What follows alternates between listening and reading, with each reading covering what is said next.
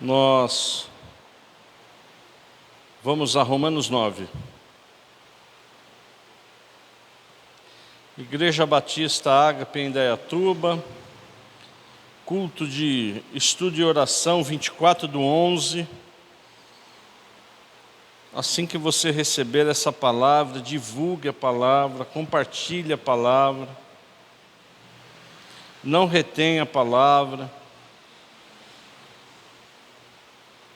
Nós estaremos a partir de agora, igreja, lendo Romanos 9 a partir do verso 1. Se você pode se colocar em pé, nós vamos ler a palavra a partir do verso 1 de Romanos 9.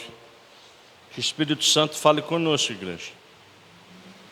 Digo a verdade em Cristo, não minto, e a minha consciência confirma isso por meio do Espírito Santo. Sinto grande tristeza e tenho incessante dor no coração, porque eu mesmo desejaria ser amaldiçoado, separado de Cristo por amor de meus irmãos, meus compatriotas segundo a carne. São israelitas. A eles pertence a adoção, assim como a glória, as alianças, a promulgação da lei, o culto e as promessas. Deles são os patriarcas e também deles descendem o Cristo, segundo a carne, o qual é sobre todos Deus bendito para sempre. Amém. E não pensemos que a palavra de Deus falhou, porque nem todos os de Israel são de fato israelitas. Nem por ser descendentes de Abraão são todos filhos. Pelo contrário, por meio de Isaque será chamada a sua descendência. Isto é, não são os filhos da carne que são filhos de Deus, mas os filhos da promessa é que são contados como descendência. Porque a palavra da promessa é esta: por esse tempo voltarei e Sara terá um filho. E isso não aconteceu somente com ela, mas também aconteceu com Rebeca, ao conceber de um só, de Isaque, nosso pai. E os gêmeos ainda não eram nascidos, nem tinham feito o bem ou o mal, para que o propósito de Deus quanto à eleição prevalecesse, não por obras, igreja, mas por aquele que chama. Quando foi dito isso a Rebeca, o mais velho será servo do mais moço, como está escrito: amei Jacó, porém desprezei Esaú. Que diremos então? Que Deus é injusto? De modo nenhum. Pois ele diz a Moisés: terei misericórdia de quem eu tiver misericórdia, e terei compaixão de quem eu tiver compaixão. Pai, em nome de Jesus, é um privilégio. Nós estamos felizes por estarmos na sua casa e aprender mais de Ti. Que o Senhor, em nome de Jesus Cristo, através da sua palavra revelada, fale conosco. Que nós estejamos por inteiro nessa noite, Pai, para honrar, glorificar e aprender mais de Ti. Oramos em nome de Cristo. Amém. Amados, vamos nos assentar. A gente vem toda semana pegando os temas centrais de cada capítulo de Romanos. Hoje Deus nos traz até o capítulo 9. E é um capítulo que ele trata do quê? Da eleição de Israel. Da eleição de Israel como terra santa. Esses versos tratam um pouco do passado de Israel, que nos mostra que a palavra de Deus ela nunca falha. E o grande objetivo hoje é nós entendermos isso através de Israel. Porque até Abraão, quando você pega o tema central da Bíblia, até Abraão, o objetivo de Deus era salvar todos. Até Abraão. Porém, o mundo estava num afastamento tão grande de Deus, que Deus, ele começou a procurar um homem que era segundo o coração dele, que temia ele, para que a partir dele houvesse o quê? Um povo eleito, uma terra santa, preparando aí sim essa terra, esse povo, para a chegada de Jesus Cristo. Porque como diz a palavra, Jesus Cristo uniu gregos, judeus, romanos. Então, na verdade, Deus, através da vida de Abraão, que ele foi encontrar na terra de Ur dos Caldeus, uma terra absolutamente idólatra, mas ele viu em Abraão um homem que o temia. E através da fé de Abraão, ele recebeu a promessa na vida dele que ele seria uma grande nação. Isso é absolutamente claro, que quando Deus me escolhe, te escolhe, a nossa descendência será bendita, amém ou não? É a nossa descendência. E eu já disse isso, que eu tenho muita paixão por Deus, porque Ele não quer só me abençoar, Ele quer abençoar meus filhos, meus netos, meus bisnetos, como fez com Abraão. Então, através da vida de Abraão, que Deus já estava sabendo que ele seria o quê? O pai de grande povo, o pai da nação, porque Abraão significa isso. Porque ele muda de Abrão para Abraão. Olha, filho, você será o quê? Um pai de uma grande nação. E de Abraão, quem nasce? Isaac, que quer dizer o quê? O filho da alegria, o filho da velhice, para cumprir o quê? A promessa de Deus, que significa o quê? Filho da alegria. E através da vida de Isaac que casa com Rebeca, dá a luz a quem? Aos gêmeos, que foi descrito aqui pelo apóstolo Paulo no verso 11, se você pode, os gêmeos ainda não eram nascidos, eles não tinham feito bem ou mal para o propósito de Deus quanto à eleição, prevalecesse não por obras, mas por aquele que chama. Quando foi dito a Rebeca, o mais velho será servo do mais moço, como está escrito, amei Jacó, porém desprezei Esaú. O que significa isso? Que a lei da progenitura, ela é quebrada pelo coração. Então Deus viu o quê?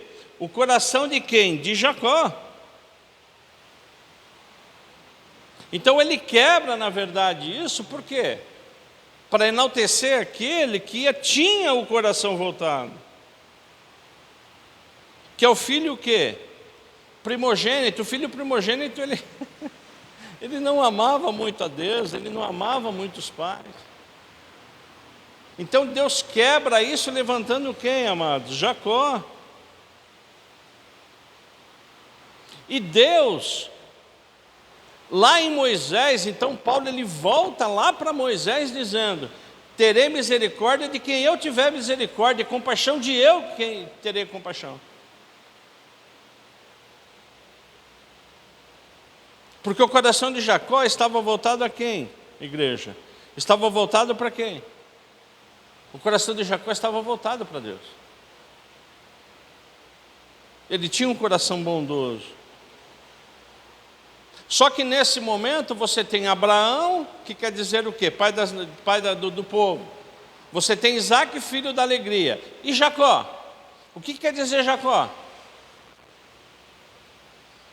Duas traduções. Primeira qual é? Usurpador.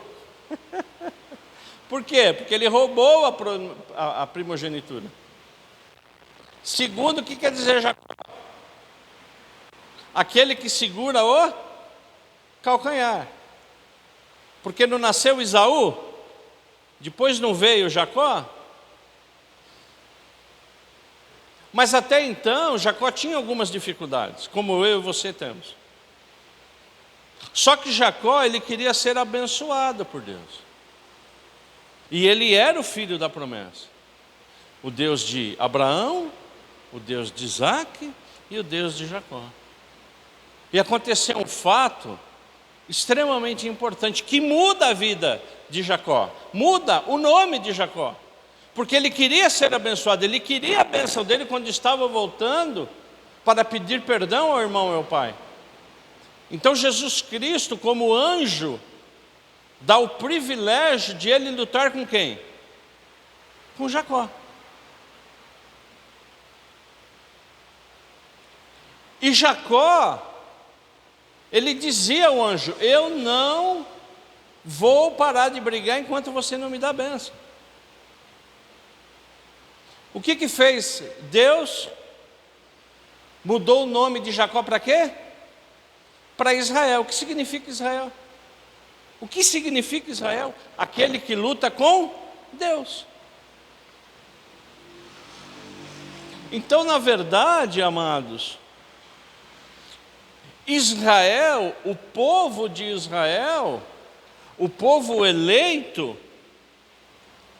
significa o quê? Aquele que luta com Deus. Não contra Deus, mas para pegar o quê? A bênção. Então isso já estava determinado por Deus. Olha que coisa linda. E como o próprio apóstolo Paulo diz, puxa vida, Israel não está reconhecendo Jesus Cristo. Quem dera se eu fosse amaldiçoado, porque eles amam a Deus na carne, não no espírito. São meus compatriotas. Deles é o quê? Deles é o carinho de Deus. Não é só dos gregos, não são só dos romanos, não são só dos gentios que vão se convertendo. Então a grande queixa aqui de Paulo, que ele retoma, porque essa carta está sendo enviada para os israelitas, os cristãos judeus. Então essa carta na verdade está dizendo que, amados, vocês foram adotados por Deus. Amados, vocês têm a glória de Deus, a presença de Deus. Através de ti houveram o quê? Alianças. Através de ti houve a lei, o culto. Através de ti, Israel, houve as promessas. O que você está fazendo? E é exatamente às vezes que Cristo fala conosco.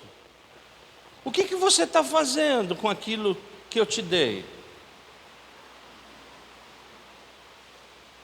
O que vocês estão fazendo? O que nós estamos fazendo com o quê?